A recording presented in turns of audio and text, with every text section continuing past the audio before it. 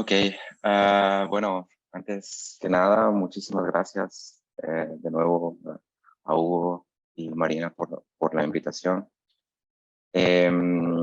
La conferencia del día de hoy, o lo que voy a intentar presentar, es un poco un trabajo, algunos de los trabajos que he hecho durante las distintas posiciones que he tenido aquí en Europa. Y he querido de una u otra manera regrupar bajo el título de Physically Based Design, que básicamente significa diseño basado en simulación. Quisiera empezar justamente con esto, con este libro de Animated Form de Greg Lin. Creo que es un libro que más o menos la primera edición tendrá unos 20, 21 años aproximadamente. Y en este libro Greg Lin comenzaba a hablar sobre el uso de herramientas físicas, sobre todo de motores de simulación de videojuegos, por ejemplo, para el desarrollo de formas en la arquitectura. Y esto era algo muy interesante para la época porque se comenzaba a plantear nuevo tipo de herramientas para generar diseño, para generar formas. Pero esto siempre tiene que ir acompañado de un principio estructural. No se puede generar formas al azar, no podemos generar simplemente formas orgánicas que no tengan un principio estructural detrás. Sin embargo,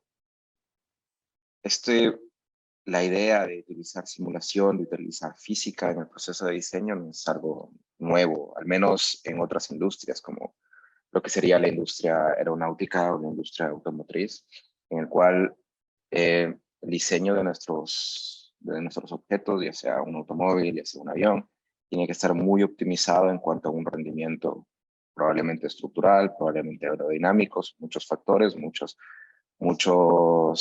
objetivos que se tienen que optimizar, y es ahí donde entra la simulación. Si bien es cierto, se desarrollan formas aparentemente muy orgánicas, con superficies de doble curvatura que favorecen distintos tipos de comportamientos.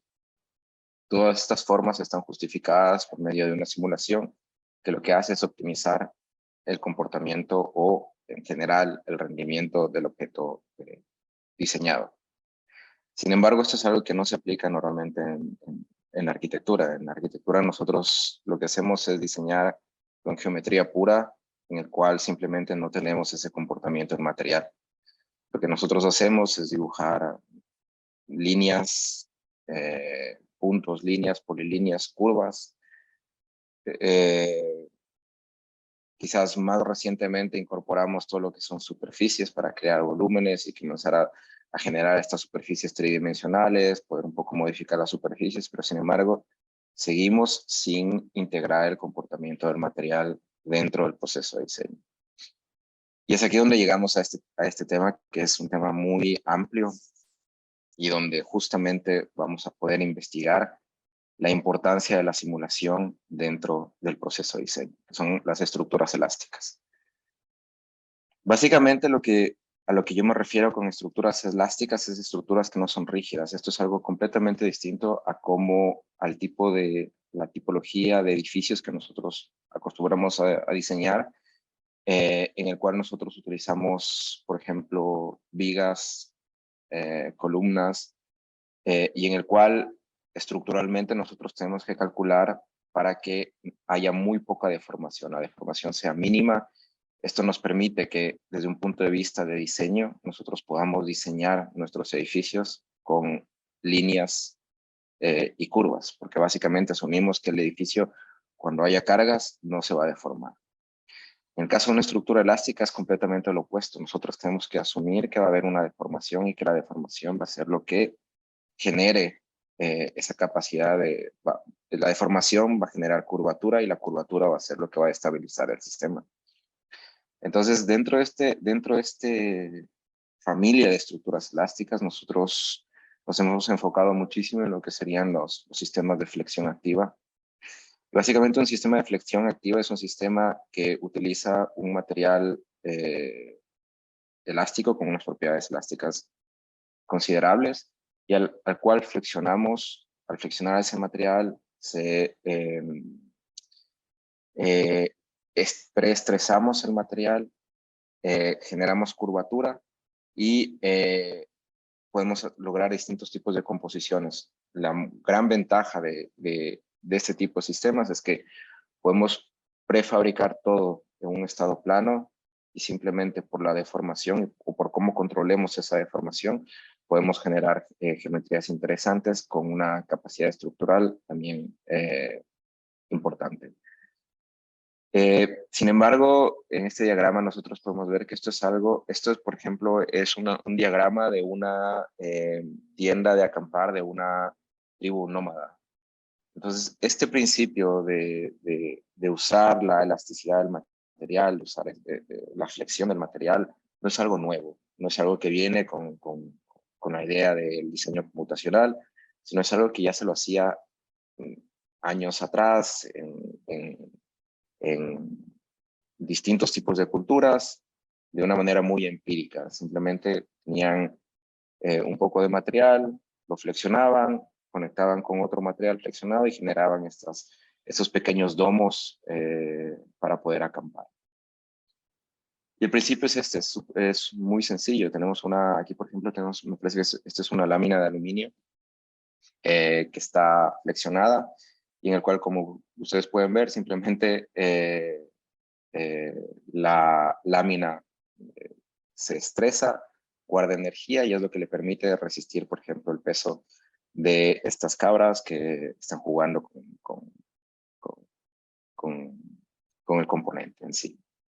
El problema aquí, a diferencia de, por ejemplo, de otros sistemas estructurales donde, como lo mencioné anteriormente, todo es rígido, no hay deformaciones, es que justamente aquí tenemos muchas deformaciones y la deformación y la geometría se adapta a todas estas cargas a las cuales está expuesta el sistema. Entonces, hay siempre una contradicción entre la flexibilidad que tiene que tener el material y la capacidad estructural que el mismo puede tener. Y básicamente la única manera en la cual nosotros podemos compensar o de cierta manera manejar esa contradicción es a través de la geometría. Si nosotros generamos más curvatura, vamos a estabilizar más el sistema. ¿Sí? Entonces, en principio, por ejemplo, la idea o el principio de flexión activa se lo aplica actualmente a nivel de investigación en distintos tipos de aplicaciones arquitectónicas. Por ejemplo, en la parte izquierda de la pantalla ustedes pueden ver un tipo de sistema estructural estático, es básicamente un cascarón hecho de componentes. Cada componente es un componente volumétrico que está conectado entre sí. Y esto genera, cada componente está fabricado a través de una pieza plana que fue flexionada para generar el volumen del componente. Entonces tenemos soluciones que van hacia el aspecto estático, hacia una estructura que está completamente estabilizada, que no se mueve. Pero también tenemos la otra opción, porque simplemente el momento en el cual nosotros flexionamos, estamos guardando energía. Y esto quiere decir que si nosotros liberamos esa energía, el componente puede ir a su estado inicial. La ventaja de esto es que lo que nos permite es generar sistemas cinéticos. Esto quiere decir sistemas que están en movimiento. ¿Cuál es la diferencia, por ejemplo, con un mecanismo? Que simplemente aquí el movimiento se da por el comportamiento del material y no por un sistema mecánico. ¿Cuál es la ventaja? Que, por ejemplo, aquí en la parte derecha de la pantalla ustedes pueden ver una fachada cinética que estas especies de tiras se abren y se cierran de acuerdo a la luz que necesita. Este edificio es un museo y estas tiras se abren y se cierran de acuerdo a la luz que se necesita dentro del lugar de exhibición. ¿Cómo lo hace? Simplemente a través de la flexión del material. ¿Cuál es la ventaja con un sistema mecánico? Que como esto es un comportamiento material, reducimos el número de componentes mecánicos. Esto quiere decir que reducimos el número de posibles fallos mecánicos en el sistema. Simplificamos los procesos simplemente por optimizar y jugar con el comportamiento del material. Pero esto también, voy, insisto, y voy con la idea de las estructuras elásticas, la gran familia de estructuras elásticas que nosotros podemos desarrollar. Nosotros también podemos observar que estos sistemas de flexión activa se pueden combinar con sistemas de tensión activa. Entonces, por ejemplo, y esto es algo que tampoco es muy nuevo, básicamente es una tienda de acampar o básicamente es un parasol.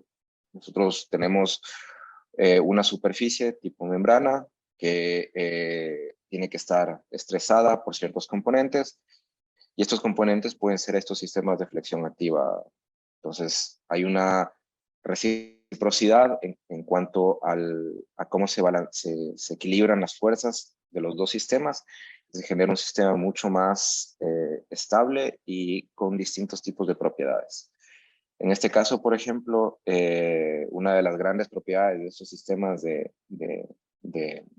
combinados, estos sistemas híbridos, nosotros los tendemos a llamar textiles híbridos, es la idea de que ellos se pueden estabilizar solos. No necesitan tener puntos de anclaje directos al entorno, como pasa en los casos de las membranas. Seguramente ustedes ya abordaron el tema de membranas. Ustedes saben que necesitan ciertos puntos de anclaje. Siempre las membranas, por más que sean estructuras ligeras, necesitan ser ancladas a ciertos puntos. Y estos puntos de anclaje son donde se van a concentrar las fuerzas. Y una de las grandes contradicciones dentro de la idea de las estructuras ligeras es que justamente en el lugar donde la membrana, por ejemplo, se apoya, hay una concentración muy grande de fuerzas. Eso quiere decir que necesitan unos soportes considerables, grandes y masivos. La diferencia aquí es que estos dos sistemas se pueden equilibrar y el ejemplo es esto, la tienda de acampar, una tienda de acampar, simplemente no necesitamos grandes puntos de anclaje, lo único que necesitamos es anclar la tienda al suelo para que el viento no se la lleve, pero por sí la tienda está estabilizada, el sistema está estabilizado. Entonces, a partir de esto se han generado distintos tipos de proyectos de investigación. Esto ha sido un poco lo que se ha hecho en la Universidad de Stuttgart, en el Instituto de Diseño Estructural y Sistemas de la Construcción, que es el instituto donde hice mi doctorado. Y aquí hemos trabajado muchísimo con todo lo que es, sobre todo, sistemas de flexión activa, como pueden ver en este pabellón del 2010. Y también sistemas de textiles híbridos, como son estos tres proyectos aquí. Que básicamente lo que se hace es combinar una membrana tejida a través de estas tejedoras numéricas y varillas de fibra de vidrio o varillas de fibra de carbono. Entonces, la ventaja dentro de todo esto es que nosotros podemos hacer muchas combinaciones. Al tener estos sistemas combinados, estos sistemas híbridos, podemos comenzar a combinar muchísimos tipos de elementos. Podemos combinar varillas, como pueden ver aquí, por ejemplo, la primera parte del diagrama, varillas con membranas, varillas con cables, varillas abiertas, varillas cerradas. Podemos combinar también tiras, planks de madera, quizás, o de fibra de vidrio, con membranas, con cables. Lo mismo pasa acá, en configuraciones abiertas o cerradas. Y esto lo que nos permite es tener un rango, un espacio de diseño muy amplio. Las posibilidades de diseño son sumamente amplias. ¿Cuál es el problema para diseñar ese tipo de estructuras? Es que justamente no podemos diseñarlas con pura geometría. Las estructuras, cuando tienen estas deformaciones elásticas, no podemos predecir cuál va a ser la deformación. Geométricamente no la podemos diseñar de esa manera. Tenemos que incluir un comportamiento físico dentro del proceso de diseño. Y lo que tenemos que hacer es básicamente comenzar a incluir motores físicos dentro de nuestras formas o dentro de nuestras metodologías de diseño. Normalmente, la forma en la que lo hacemos, hay distintos tipos de simulaciones y distintas etapas de simulaciones, ¿sí? En etapas donde estamos conceptualizando el diseño, lo que necesitamos es tener simulaciones muy rápidas, quizás no tan mecánicamente, no tan precisas, pero al tener una simulación rápida, esto nos permite iterar en el diseño. Si tenemos una simulación que tarda mucho, que es muy costosa, no vamos a tener esa interacción con el usuario en tiempo real, perdón, con el modelo en tiempo real, y esto lo que va a hacer es que vamos a perder esa capacidad de diseño. Si tenemos que esperar horas para producir un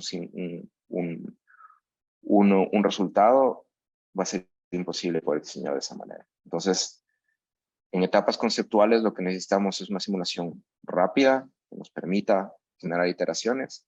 Y una vez que nosotros obtengamos un modelo más o menos maduro, podemos pasar a la siguiente etapa de desarrollo, en el cual necesitaríamos un modelo, una simulación mucho más precisa.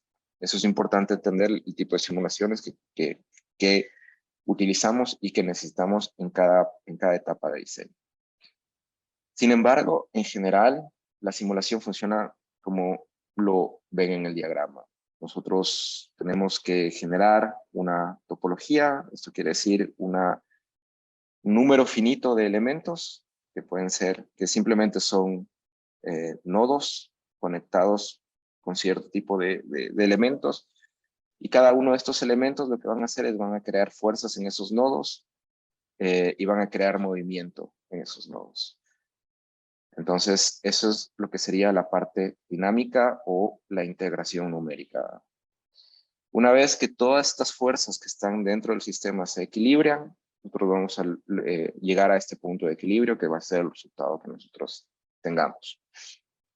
Quiero recalcar que hay dos tipos, básicamente en la arquitectura nosotros utilizamos dos tipos de simulaciones. Una es basada en partículas en general, que es una simulación rápida, que es básicamente lo que podría ser en general Kangaroo. Y luego tenemos una simulación mecánicamente mucho más precisa, mucho más costosa de computar, que sería una de elementos finitos, que sería una caramba en caso de que lo hayan usado. Es una versión mucho más, es una versión ligera de lo que sería un paquete completo de elementos finitos. Entonces, tomando en cuenta esto, nosotros lo que hicimos es definimos ciertas metodologías de diseño. La una es esta que la categorizamos como una aproximación enfocada en lo que es la geometría. Y esto quiere decir que básicamente nosotros como diseñadores tenemos que proveer una topología inicial, que son las condiciones que necesita la simulación para poder empezar o el modelo numérico es básicamente construir el modelo numérico y empezar la integración. La topología es nosotros la que la definimos, y normalmente esto lo que requiere es quizás simplemente este diagrama es para que tengan una idea un poco general de lo que involucra este proceso. Es un proceso lineal en el cual yo empiezo con una topología, soy yo como diseñador el que la da, inicializo mis fuerzas, mis partículas y comienzo toda la parte de integración numérica, y esto es lo que me genera la geometría final. Este es el proceso estándar de diseño, y este es el que lo hemos aplicado en distintos tipos de estructuras, y esta es una de las estructuras que hemos utilizado, que hemos desarrollado a través de este proceso de diseño. Es un demostrador, es un prototipo de una estructura adaptativa utilizando este sistema de flexión activa, que básicamente está hecha, ustedes ven negra, la estructura es completamente negra, pero no es porque nosotros la pintamos, son estas tiras, son tiras de fibra de carbono, Todo esto está fabricado en fibra de carbono por la escala que tenía la estructura. Y esta parte interior era una especie de anillo que estaba equilibrada a través de una membrana. Y esto estaba acoplado a la tira principal para generar un espacio de sombra. La idea era tener este tipo de sistema, un sistema adaptativo en el cual estas dos hojas se abrían y cerraban para dar una pequeña lugar de sombra. Quiero recalcar que esta era una estructura que la construimos en el exterior de la universidad, del edificio de arquitectura, durante verano, y lo que pretendíamos era generar espacios de sombra para los usuarios en este caso. Entonces, lo que nosotros hicimos es generamos muchísimas iteraciones de diseño a través de modelos físicos, ¿sí? ¿Por qué es tan importante en este caso el uso del modelo físico? Porque, como lo mencioné antes, para construir una simulación nosotros tenemos que proveer la topología, cómo está conectado todo el sistema. Entonces, los modelos físicos lo que nos permiten es hacer ese estudio que no lo podemos hacer con el modelo computacional. Vamos a explorar de una manera muy intuitiva cómo los distintos componentes de la estructura están conectados entre sí, e intuir de qué manera lo tenemos que seccionar o discretizar para construir este modelo numérico. Entonces, lo que nosotros teníamos, y esto es un poco básicamente el flujo de trabajo que nosotros teníamos, es un poco también lo que les mencioné antes. Nosotros empezábamos por un modelo de NURBS, que es un modelo continuo, y este modelo lo discretizábamos. Este modelo de NURBS era básicamente creado en base a todos los estudios de modelos físicos que nosotros hicimos antes, de los modelos análogos que construimos. En base a esto, generamos un modelo de partículas, que es lo que nos permitía hacer iteraciones rápidas de diseño. Y una vez que teníamos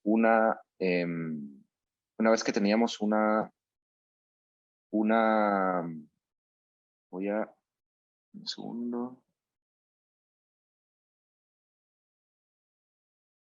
Quiero simplemente, no sé si tengo.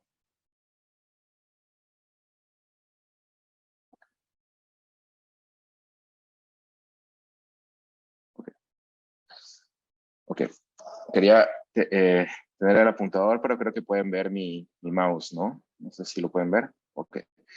Entonces, lo comentaba que generamos el modelo de partículas para tener las iteraciones rápidas de diseño, y una vez que teníamos una solución madura, del modelo de partículas reconstruíamos un modelo de elementos finitos para validar que la estructura sea estable y pueda soportar las cargas para las cuales estaban diseñadas.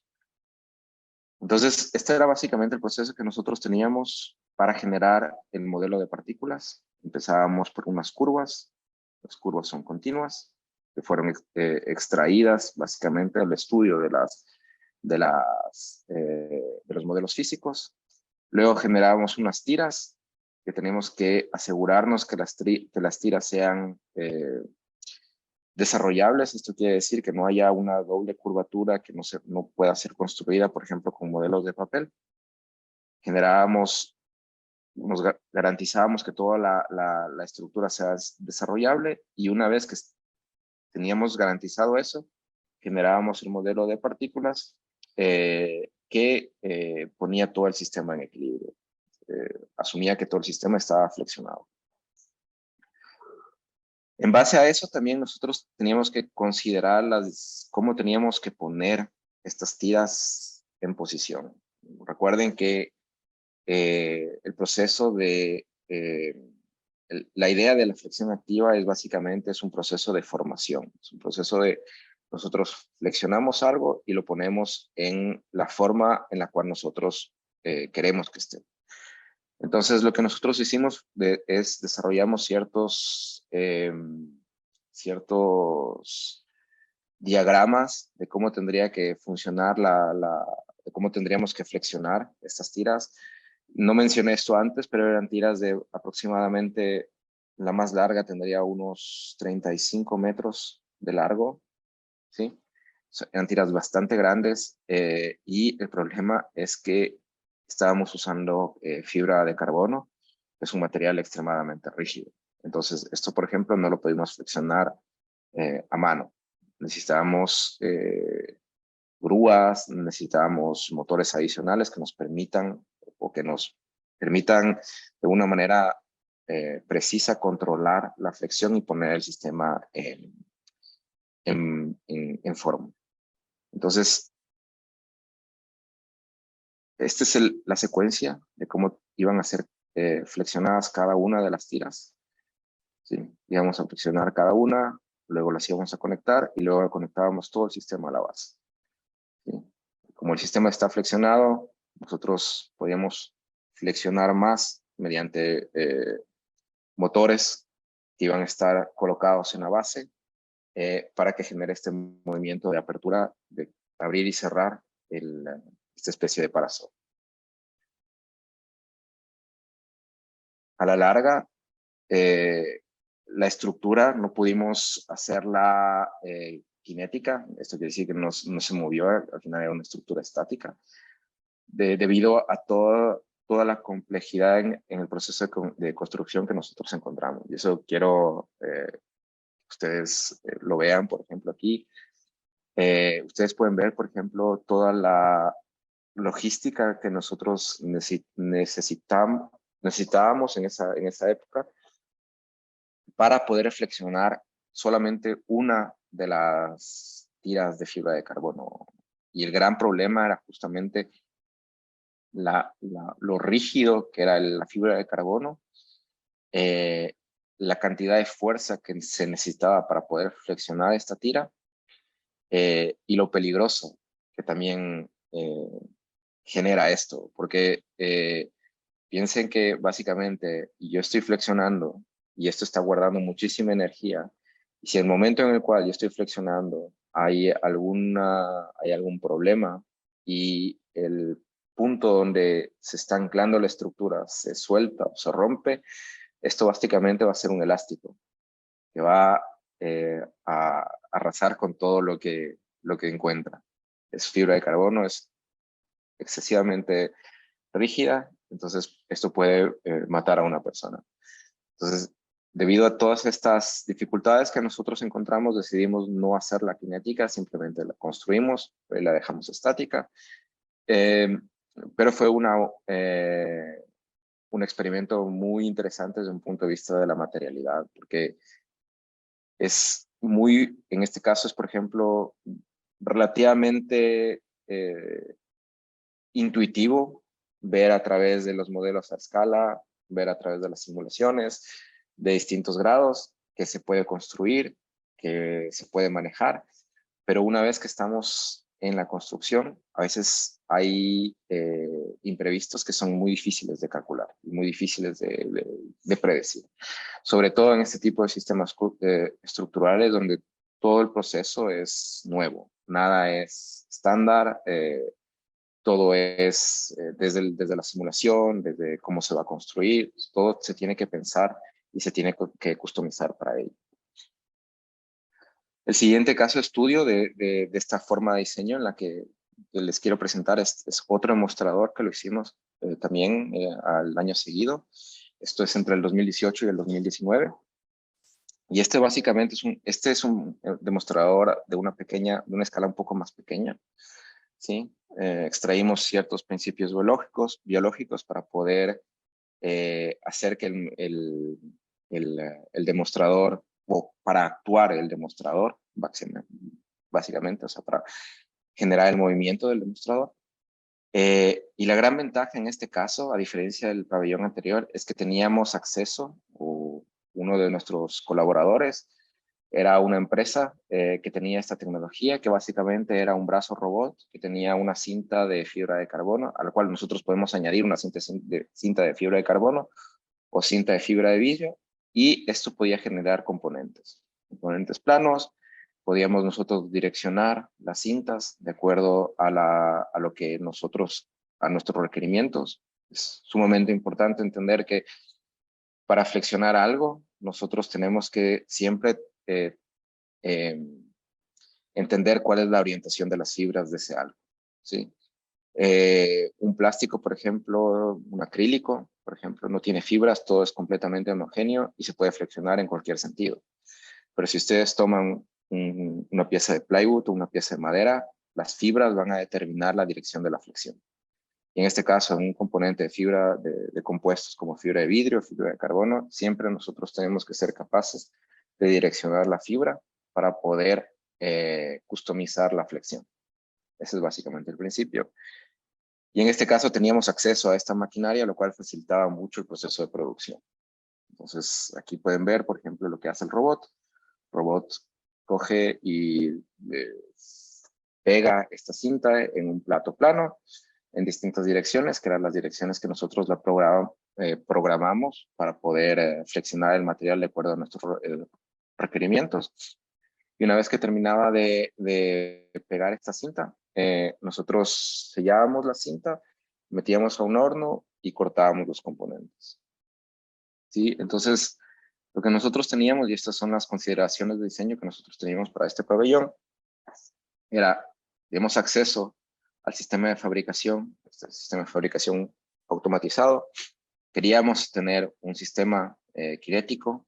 Hablamos de distintas formas de controlar el sistema cinético a través de sensores, a través de una aplicación, pero teníamos que tener un sistema cinético, un sistema que se mueva.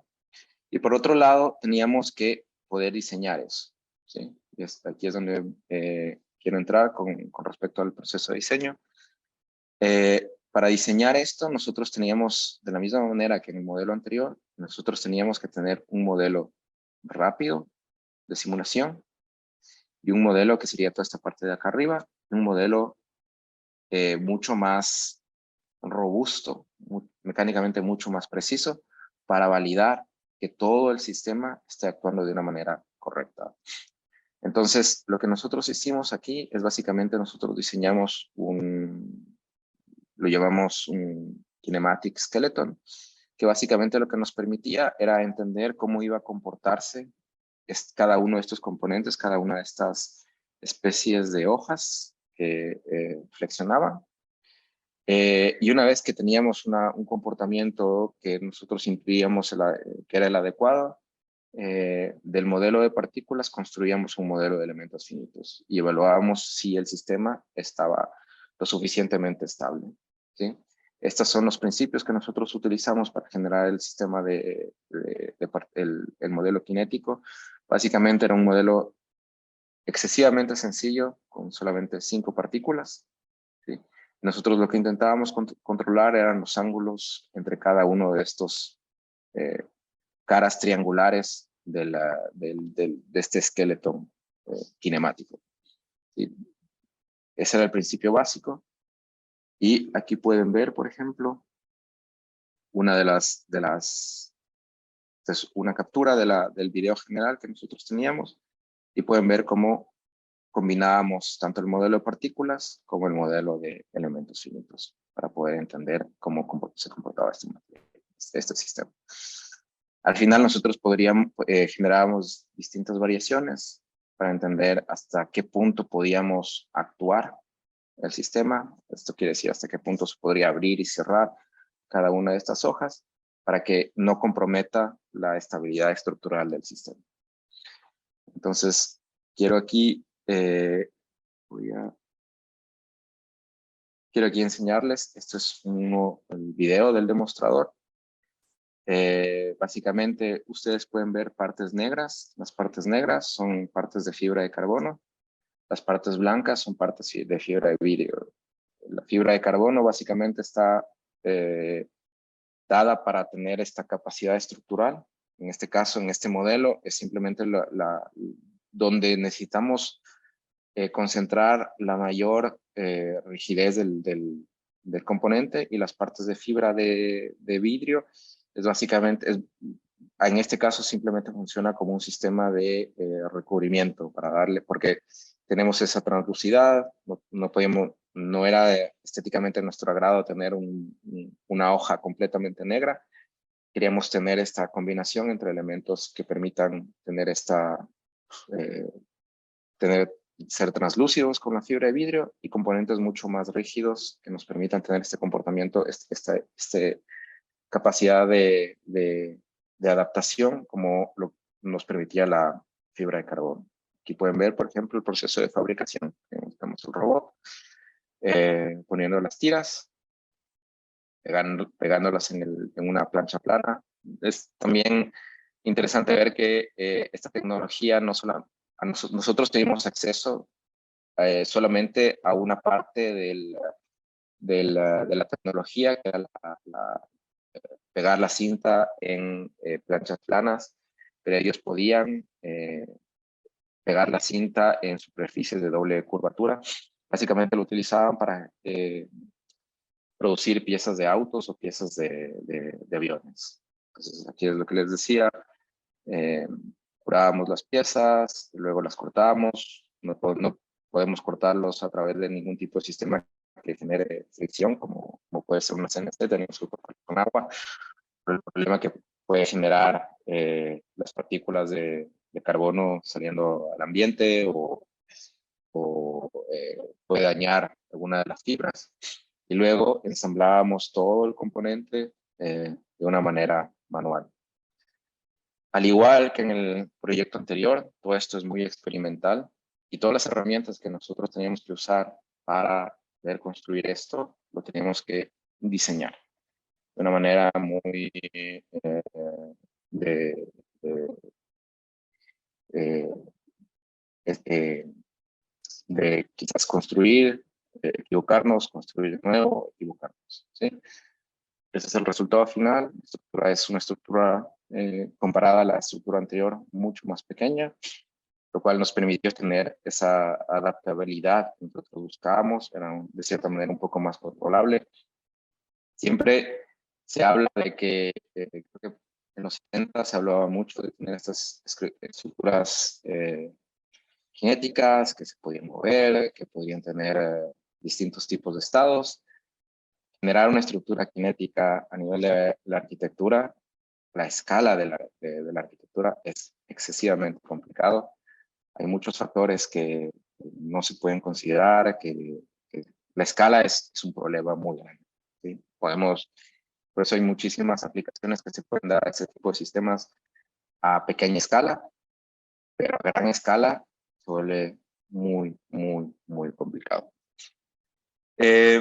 Lo que quería en general subrayar en todo esto es que todos estos procesos de diseño de estos prototipos que generamos se basan básicamente en el uso de modelos análogos. Esto quiere decir, yo experimento muchísimo con modelos físicos, construyo pequeñas maquetas de cierta manera para estudiar cómo funciona el material, cómo flexiona a una escala distinta. Y en base a eso, yo entiendo un poco cómo está conectado todo y entiendo cómo tengo que construir mi simulación o mi modelo numérico. Por eso hay en ese caso, por ejemplo, lo que nosotros consideramos es que era un poco antagónico de una u otra manera, porque nosotros teníamos un proceso computacional muy complicado que se basaba en resultados de un proceso análogo relativamente de baja tecnología. Entonces, en base a eso, lo que nos preguntamos es, ¿de qué manera nosotros podemos también explorar la topología o cómo se conecta el sistema? ¿Sí? Entendemos que antes entendíamos que la topología la daba el modelo físico. O sea, dábamos ciertos modelos físicos, entendíamos cómo se conectaban y construíamos el modelo numérico. Pero ¿qué tal ahora si yo puedo construir ese modelo topológico de una manera mucho más intuitiva a la vez que estoy construyendo el modelo numérico? Y esto básicamente lo llamamos como esta idea de una aproximación enfocada más en la topología, ¿sí? Porque yo voy a explorar el modelo topológico con física en tiempo real, ¿sí? A diferencia de la idea anterior en que era un proceso lineal, empezaba con algo y terminaba con algo siempre, la idea aquí es tener un proceso más circular. Eso quiere decir que yo empiezo quizás con muy poca información o con nada y voy paulatinamente añadiendo más y más y más elementos, generando más conexiones, generando topologías más y más complicadas, hasta cierto punto en el cual yo digo estoy satisfecho y genero el resultado. ¿Sí? El proceso es mucho más circular. Se han dado algunas investigaciones con esto también. Kangaroo, creo que en cita lo comenzaron a hacer de una u otra manera. El problema, por ejemplo, es que la herramienta de Kangaroo está inicialmente programada o diseñada para tener estos modelos topológicos estáticos. Esto quiere decir que yo asumo que la topología no va a cambiar durante el proceso de integración numérica. Esa es la base de todo sistema de simulación, o en general es la base de todo sistema de simulación. La topología no cambia, son solamente los parámetros geométricos los que cambian durante la simulación. Entonces, no quiero ir a mucho detalle con relación a esto, pero esto es básicamente un modelo topológico de lo que les hablaba anteriormente.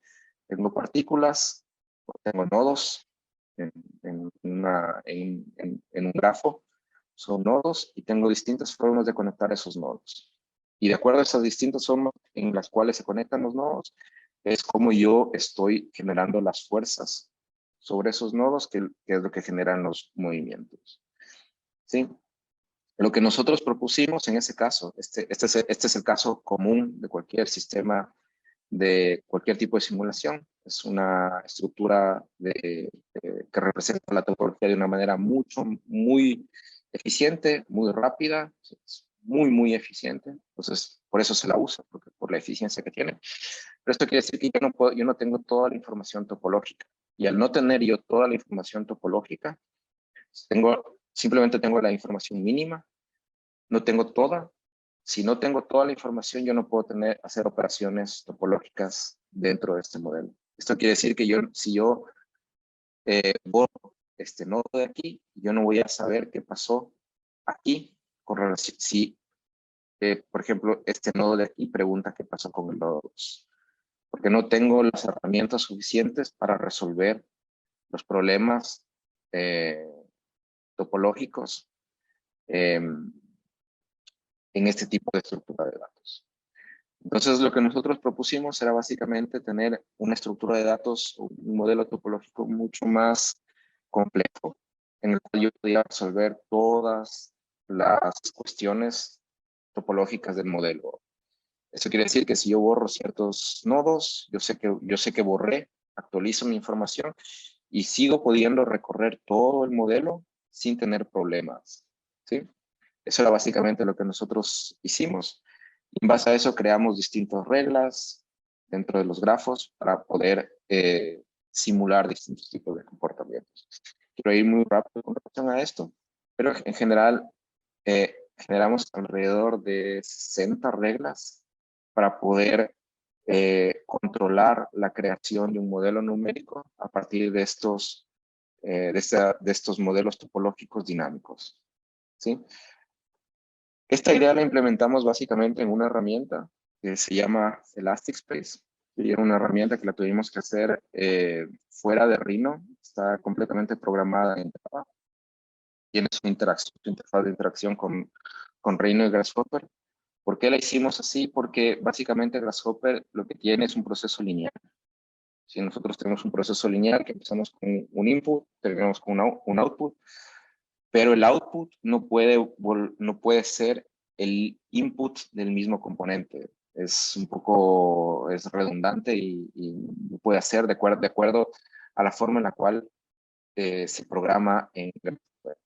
Entonces teníamos que hacerlo afuera de Grasshopper, ¿sí? Y generar nuestra propia interfaz, generar nuestro propio eh, proceso de simulación, ¿sí? Entonces lo que nosotros hicimos, voy a enseñarles, este es un poco el video de la herramienta.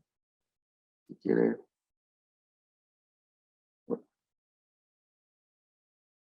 no funciona el video. Vamos si puede.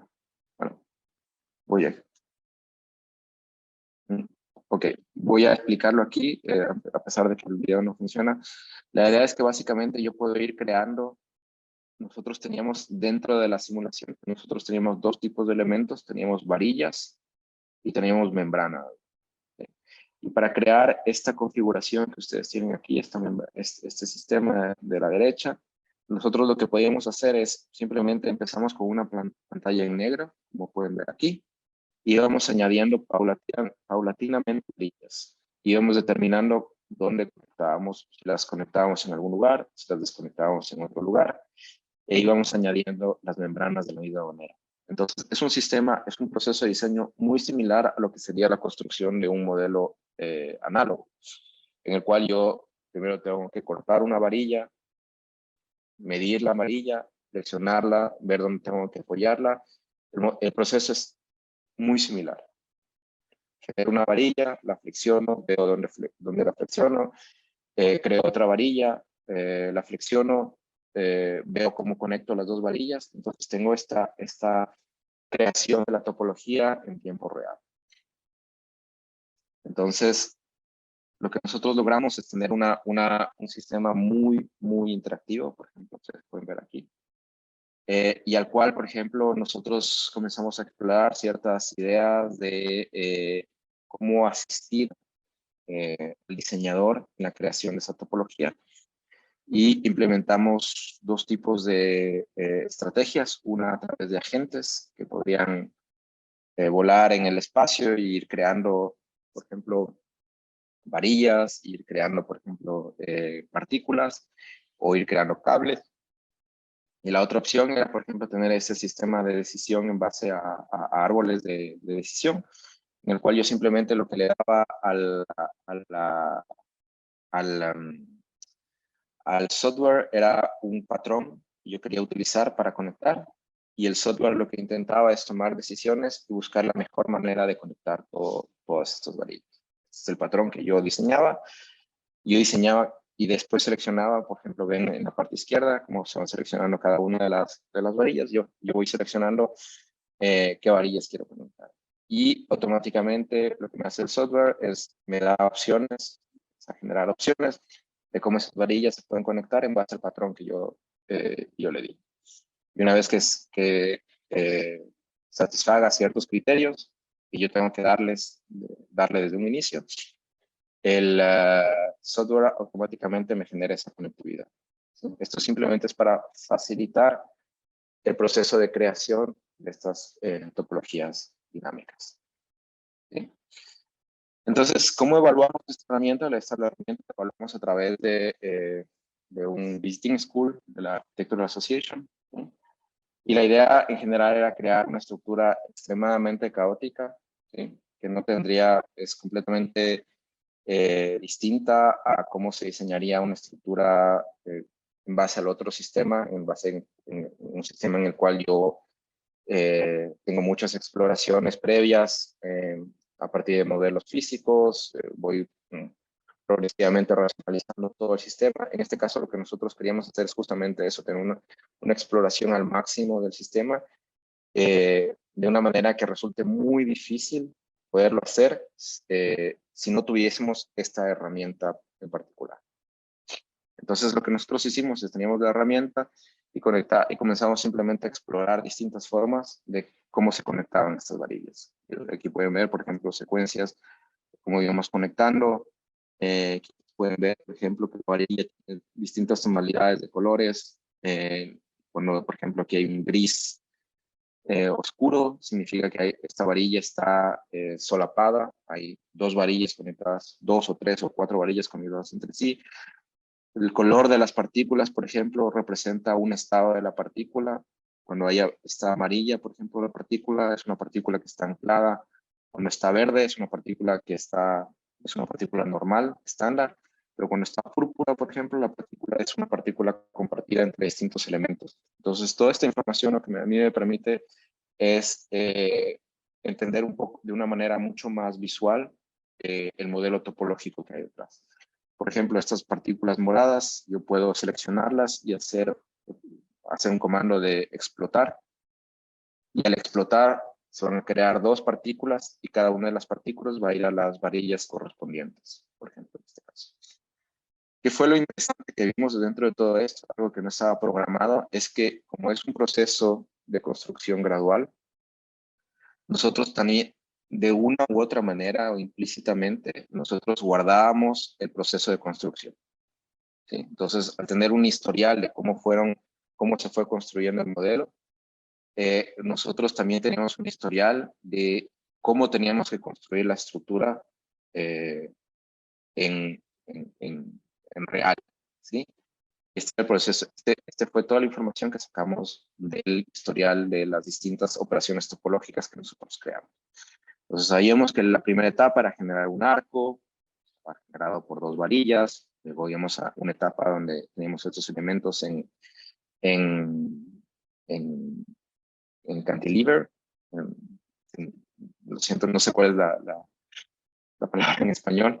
Y luego generábamos estas mallas.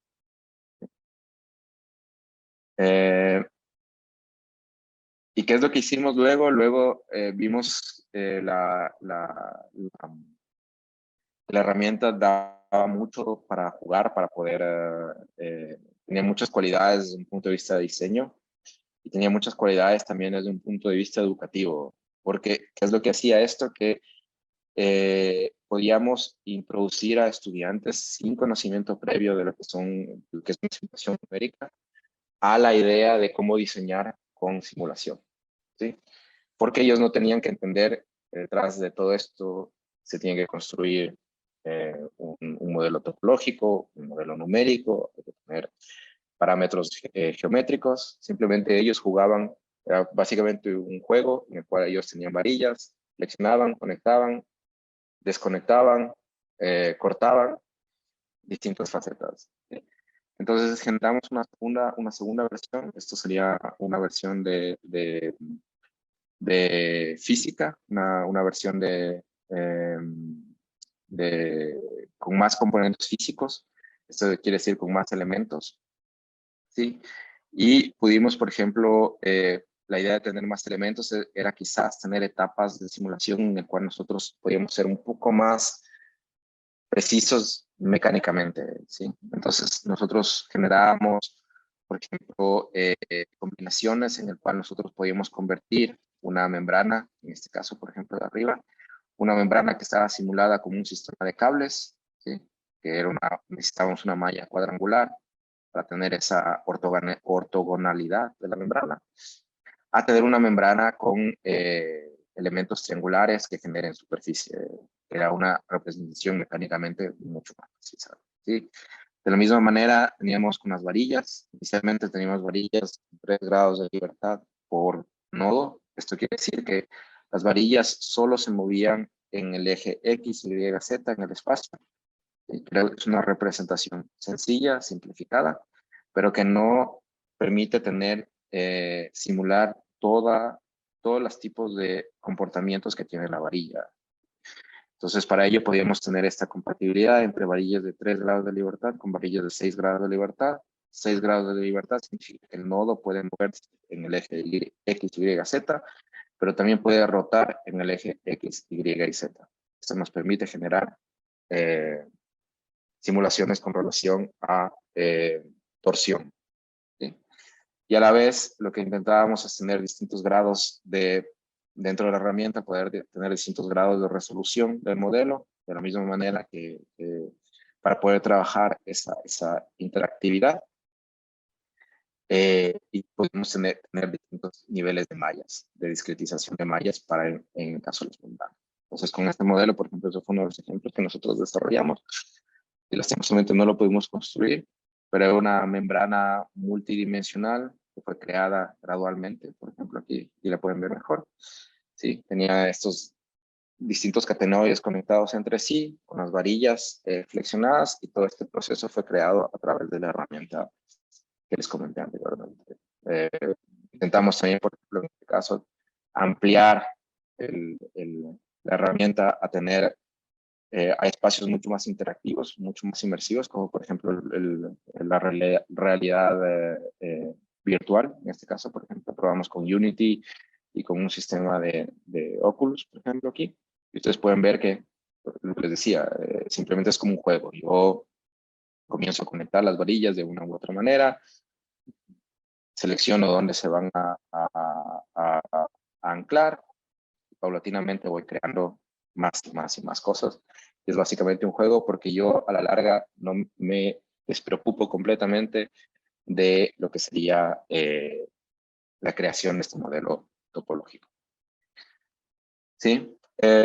Quizás para ahorrar tiempo voy a saltarme este ejemplo, pero voy a enseñar este ejemplo de aquí. Este ejemplo de aquí es muy interesante porque es una aplicación directa de lo que involucra tener o la necesidad de tener estos modelos, estas simulaciones físicas con modelos topológicos dinámicos. Sí, esta era básicamente una propuesta de unos estudiantes de una cierto tipo de estructura cinética en el cual tenían los estudiantes desarrollaron estos pequeños nodos, estos pequeños robots que funcionaban como conectores de las varillas. Y estos robots lo que básicamente hacían es generaban dos tipos de movimiento. Uno era un movimiento de rotación, la varilla rota con relación a otra. Un movimiento de sliding, de traslación, digamos así.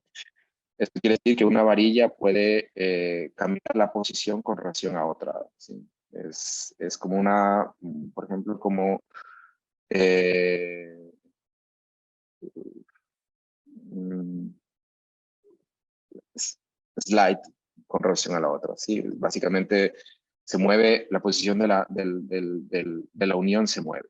¿Sí? Y con estos dos tipos de movimientos se podía generar muchísimas configuraciones, lo cual es realmente sorprendente porque en general eran muy pocas varillas las que se necesitaba para generar este sistema. Entonces, ¿qué era la parte interesante dentro de todo esto? Era que, por ejemplo, lo que nosotros necesitábamos era tener un modelo físico, como tenemos aquí en la derecha, y necesitábamos tener un modelo computacional aquí a la izquierda, que tenía que estar completamente, eh, digamos, no funciona. Lastimosamente voy a ver si puedo.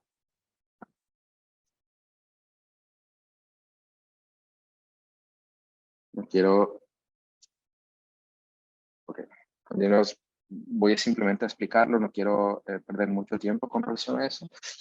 Pero básicamente lo que nosotros teníamos es que conocer cuál era el estado inicial o cuál era el estado actual del sistema físico, poderlo representar en el modelo computacional. El modelo computacional me permitía a mí tomar decisiones porque yo sabía cuál era el estado actual del sistema físico, simulaba más estados y una vez que yo encontraba un estado que era satisfactorio, yo podía transmitir esa información de rotación y de traslación a los motores y el sistema o los motores iban a actuar, el sistema se iba a flexionar tal cual yo lo tenía programado. Y uno de los parámetros interesantes aquí fue justamente el parámetro de esta conexión que se movía a lo largo de la varilla, esta conexión de traslación. Entonces teníamos, por ejemplo, en este caso, ustedes ven los distintos números de las distintas imágenes, y es como la varilla iba moviéndose con relación a la otra varilla, ¿sí? Y esto generaba muchos estados de equilibrio, que con una simulación tradicional es prácticamente imposible de crear. ¿Por qué? Porque básicamente nosotros, para una simulación tradicional, este sería un modelo numérico, la etapa 2 sería otro modelo numérico, la etapa 3 sería otro, 4, 5 y 6 sería otro, consecutivamente. En este caso, nosotros teníamos un solo modelo numérico que podíamos controlar esta posición a través de un parámetro que nos permitía movernos a lo largo de esta varilla. ¿Sí? Eh, ¿Cuál era la otra opción que nosotros podíamos intentar de una u otra manera? es simplemente, es quizás poder saltar de una partícula a otra. ¿Sí? Como estamos en un modelo discretizado, no hay partículas intermedias. Y, por ejemplo, ¿pero cuál es el problema en este caso? Que cuando nosotros hacemos ese salto, se generan inestabilidades numéricas. Y esto puede hacer que la estructura se deforme de una manera que nosotros no querramos, o que simplemente no represente el estado actual del sistema físico. Entonces, ese movimiento tiene que ser lo más suave posible, que simule lo que realmente está haciendo el modelo físico para que los dos modelos sean completamente compatibles. En este caso, la única forma en la que logramos hacer eso es a través de tener estas topologías dinámicas. No quiero entrar mucho en el detalle de qué es lo que significa esto, pero lo único que diré, por ejemplo, en estos diagramas es que ustedes pueden ver, por ejemplo, esto básicamente es una unión entre dos varillas. Esta sería una varilla y esta sería otra varilla, que están conectadas en este punto E1. ¿Sí? Cuando yo comienzo a deslizar la varilla, ¿sí? Que sería en el caso de, por ejemplo, Q2, voy a deslizar hacia la izquierda. Lo que hago es creo una partícula P6 y la partícula P1 se comienza a deslizar a lo largo de esta conexión E3. ¿Sí? Y estos puntos grises son los puntos son los puntos críticos. ¿Sí? ¿Por qué? Porque en determinado momento, por ejemplo, si yo voy, por ejemplo, a Q3, ¿sí? Es el otro caso, si yo el movimiento, estoy viniendo, por ejemplo, de P5 a P1, estoy llegando a este punto crítico, en determinado momento, cuando estoy dentro de ese punto crítico, P1 y P6 se convierten en P6 y P1 se elimina. ¿Sí? Entonces tenemos modelos topológicos completamente dinámicos en los cuales se crean estas relaciones y lo cual nos permite generar estos sistemas bastante interesantes que lastimosamente quizás luego de que termine puedo enseñarles el video de esta presentación para que puedan, de este eh, caso de estudio, para que puedan visualizarlo de una mejor manera. Y para finalizar, lo que quiero, esto es algo que estamos trabajando actualmente aquí en la EPFL, son estos sistemas textiles híbridos, ¿sí? Que están básicamente autoformados, ¿sí? ¿Cuál es la ventaja de estos sistemas autoformados? Es básicamente que yo puedo generar componentes de doble curvatura. Esto de una u otra manera se enfoca dentro de la primera parte de la presentación en la cual nosotros hablábamos de estos modelos geométricos, de estos procesos de diseño enfocados puramente en la geometría. Este es quizás un ejemplo de ello también. Y es básicamente nosotros, pero me pareció interesante ponerlo al final de la presentación porque justamente es un sistema material completamente distinto. ¿Por qué? Porque en este sistema, en todos los sistemas anteriores, la manera en la cual yo ponía todo el sistema material en su geometría final era un proceso completamente externo. ¿Sí? Necesitábamos la actuación de motores o una actuación manual o distintos tipos de... En este caso es puramente material. ¿Sí? ¿Cuál es la ventaja? Que nosotros podemos generar componentes de doble curvatura simplemente a partir de un componente plano. Y esto, por ejemplo, puede ser una gran ayuda para el desarrollo de paneles de fachadas complejas, de fachadas de doble curvatura. Si yo tengo una fachada de doble curvatura en el cual yo necesito producir 2000 piezas, cada una distintas, maquinar cada una de esas 2000 piezas va a ser excesivamente complicado, excesivamente costoso.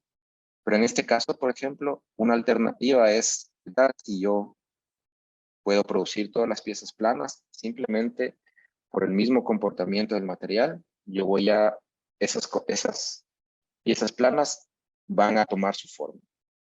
¿A qué me refiero con el comportamiento del material? Esta investigación empezó en la Universidad de Stuttgart también, o sea, lo empezamos ayer, una idea que lo empezamos también ahí. Y en ese caso tuvimos acceso a una máquina que se llama del Instituto Aeronáutico, que básicamente lo que nos permitía era tejer fibra de vidrio, fibra de carbono, dentro de una membrana preestresada. Entonces ustedes pueden ver aquí en esta parte de abajo, tenemos una membrana, esta parte blanca de aquí tenemos un marco. Nosotros estresábamos la membrana con relación a ese marco, luego la poníamos debajo de la máquina y la máquina comenzaba a tejer las fibras con distintos tipos de topologías sobre esa membrana. ¿Sí? Una vez que nosotros, a ver, por ejemplo, una vez que nosotros aquí, las fibras estaban tejidas, nosotros curábamos cada una de las fibras de una manera manual. ¿Sí? Y una vez que todo estaba curado, nosotros podíamos cortar la membrana y todo el sistema se ponía en forma, o sea, tomaba su la forma que nosotros habíamos establecido por medio de la simulación. ¿Por qué? Por la cantidad de preestrés que nosotros poníamos a esta membrana. Entonces la membrana no solamente funcionaba como un componente para equilibrar las fibras, como era en el caso anterior, como eran los casos anteriores, sino que en este particular caso, como estaba la membrana preestresada, la membrana intentaba sobreponerse sobre el equilibrio que estaba inicialmente dado en estas fibras y generar la geometría, una geometría dada, ¿sí? Entonces teníamos distintas formas de controlar esto. Por un lado era el patrón de la malla, la densidad, el nivel de preestrés que nosotros poníamos en la membrana, el tipo de sección de las fibras, eran quizás 2 capas, 3 capas, la posición, si estaba en la parte de arriba, si estaba en la parte de abajo. Hay distintas formas de controlar todo esto. Y a la larga nosotros comenzamos a tener un mayor y mayor control y un mayor conocimiento de cómo funcionaba todo esto. Uno de los grandes problemas que nosotros vimos aquí era que justamente la simulación a través del sistema de partículas era prácticamente imposible de hacerla para este tipo de sistemas, porque este tipo de sistemas requiere muchísimo información material. A diferencia de los anteriores, que quizás podemos intuir y podemos simplificar, en este caso, era realmente muy difícil hacerlo. Y todas las simulaciones que le hicimos en este caso era puramente a través de elementos finitos, lo cual era demandante y costoso para poder diseñar. ¿Sí? Quizás este video también, no sé por qué los videos no funcionan. Quizás se los puedo enseñar acabada la presentación. Esta era la forma en la que nosotros estresamos la membrana, pero lo que hicimos ahora era una continuación de ello. Cambiamos el método de fabricación. Dijimos, ok, necesitamos un proceso un poco más sencillo y que lo podemos hacer de una manera mucho más eh, que lo podemos hacer sin necesidad de tener acceso a esta maquinaria relativamente difícil de encontrar. ¿Sí? Entonces, ¿qué es lo que hicimos? Básicamente, uno de los problemas que tuvimos anteriormente era que no sabíamos cuánto preestrés poníamos en la membrana porque teníamos un marco rectangular o cuadrangular. Entonces, para nosotros poder controlar eso, comenzamos con una idea muy básica. Dijimos, ok, tenemos un marco circular y al tener un marco circular, sabemos que si estresamos la membrana, nosotros vamos a poder estresar uniformemente todos los puntos de la membrana. ¿Sí? Cambiamos de tener una membrana tejida numéricamente a tener una membrana de látex. ¿Por qué? Porque en este caso el látex nos permitía tener un material de una u otra manera homogéneo. ¿Sí? En una membrana tejida numéricamente tenemos siempre una dirección de las fibras que tiene una mayor capacidad de estresarse que la otra. Un látex, al ser un material plástico, eso no es el caso. Es quizás el único material que tenga esta propiedad de tener una relativa homogeneidad, ¿sí?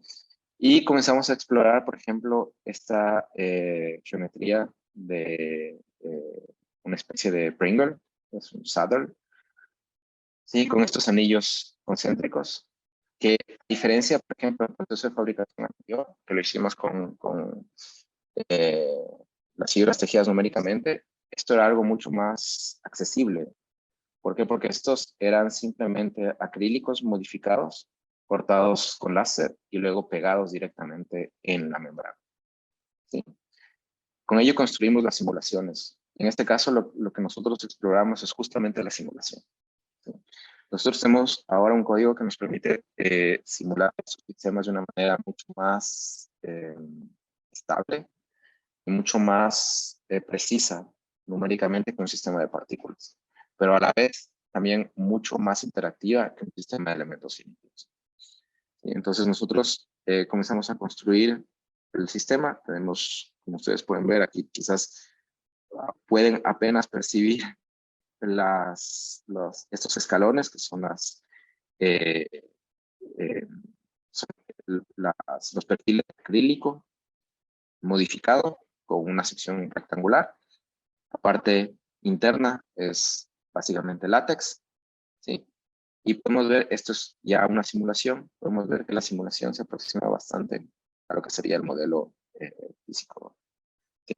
Tenemos una parte de la investigación que se está relacionando a eso, pero tenemos ciertos parámetros que todavía tenemos que controlarlos, que no representan enteramente la realidad que está pasando con el modelo físico. ¿Por qué? Porque hay muchas, dentro de una simulación siempre tenemos que pensar que es un sistema abstracto, que no podemos simular o no podemos pretender incluir todo lo que está pasando en la realidad, sería prácticamente imposible, pero tenemos que quizás abstraer los principios fundamentales, poderlos integrar en el modelo y lograr una representación lo más precisa de, el sistema material que nosotros estamos utilizando. Este es otro ejemplo de lo que hicimos, por ejemplo, lo que estamos haciendo. Es justamente cambiando el patrón, generamos otro tipo de geometría.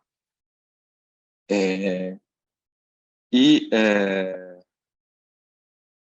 y vemos que, por ejemplo, igual el sistema de simulación mm, funciona relativamente bien con relación al prototipo físico. Oh, este es perdón, qué bueno que llegó el video justo al final. Este es el video de la estructura que les comenté anteriormente, de la estructura con los motores que rotan y los motores que se mueven, ¿sí? Con el sistema eh, el sistema de partículas con topologías dinámicas, ¿sí? Y les voy a enseñar justamente para que ustedes puedan entender cómo funciona mejor. Siempre tenemos esa conexión entre el modelo físico y el modelo digital. Y pueden ver todas las configuraciones que esto genera. Sí, quizás vaya directamente a la parte final. Esta es un poco la parte conceptual. Pero esta es la parte interesante, la parte en la cual nosotros pretendíamos conectar el modelo físico con el modelo computacional. Y lo que simplemente hacíamos es que justamente generar estas topologías cambiantes. Estos son el diseño de los robots que hicieron los estudiantes. Esto es una tesis de maestría. Teníamos movimientos todo estaba controlado por, me parece que eran unos arduinos o no sé si era, creo que eran unos arduinos con unos raspberries. Teníamos el motor físico que nosotros desarrollamos, unas topologías dinámicas, y teníamos también el modelo análogo, el modelo real. Y lo que intentábamos es justamente predecir, o por un lado, entender cuál es el estado actual de la estructura, predecir futuros estados, y en base a la predicción nosotros mandábamos información a los motores para que los motores actúen y generen ese estado que nosotros habíamos considerado. ¿Sí? De una manera bastante interesante, la simulación, la combinación de la simulación y el prototipo era muy precisa, se podría decir. No podíamos tener una simulación pesada porque todo esto era en tiempo real, pero la verdad generaron resultados bastante interesantes en este caso. Y aquí pueden ver cómo, por ejemplo, esta es Valentina, es una de las estudiantes. Ahora está en Bartlett, continuando con esta investigación. Cómo ella está interactuando con la estructura. ¿Sí? En la parte de arriba a la derecha, ustedes pueden ver el modelo computacional en tiempo real, de cómo era usado para predecirla, para controlar el estado inicial y predecir el estado final. Y básicamente lo que yo quiero, lo que quiero concluir es justamente esta idea de que, y añadir con lo que empecé en un inicio, con este libro de Greg Lynn, en el cual Greg Lynn hablaba acerca del uso de motores físicos, de motores de videojuegos para generar o para incluirlos en los procesos de diseño. Simplemente añadir que que la exploración de los espacios de diseño, de la única manera que tiene que estar restringida es a través de nuestra capacidad de intuición, de creatividad. Nosotros los diseñadores los que tenemos que de una u otra manera manejar o poder manejar estos espacios de diseño a través de nuevos sistemas estructurales, nuevas tipologías estructurales, nuevos métodos de diseño computacional, siempre relacionados entre sí y siempre con un objetivo claro que vaya mucho más allá de la generación de formas interesantes, sino que vayan al aspecto del rendimiento. ¿Sí? Si el rendimiento funciona, la forma es simplemente un derivado del rendimiento y es algo muy similar a lo que pasa en los procesos naturales. Es por eso que en muchos de los casos hay grandes referencias a sistemas biológicos, porque en biología, en un sistema natural, el, el desarrollo no se da pensando en que yo voy a generar una forma. Una flor no se desarrolla pensando en que va a generar la geometría de una flor. Una flor se desarrolla en base a distintos tipos de procesos que lo que buscan es optimizar. Y la geometría es simplemente un resultado de ese proceso de optimización. Y eso sería. Muchas gracias por... Gracias, Eche. Súper interesante la charla y el trabajo también igual.